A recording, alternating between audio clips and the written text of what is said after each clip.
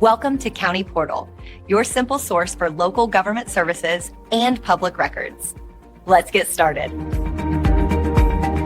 How often does the National Guard actually get deployed? It's a common question, and the answer is way more complicated than the old slogan of 1 weekend a month, 2 weeks a year. That classic phrase really only covers the baseline training commitment. The reality of Guard service today involves a lot more. To understand deployment frequency, you have to break it down into two main types of missions, state and federal. First, let's talk about state missions.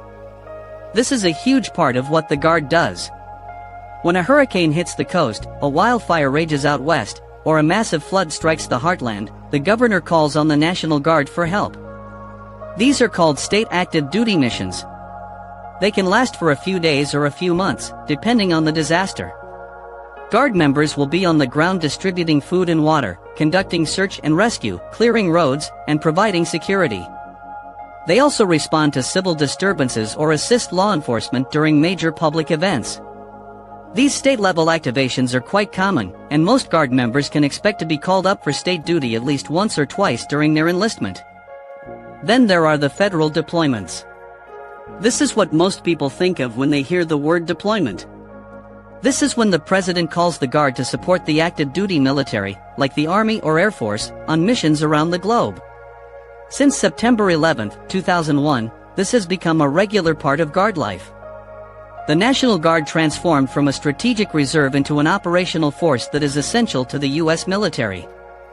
These federal deployments are typically overseas to places in the Middle East, Europe, Africa, or Asia. A standard federal deployment usually lasts about 9 to 12 months, not including the months of training required beforehand.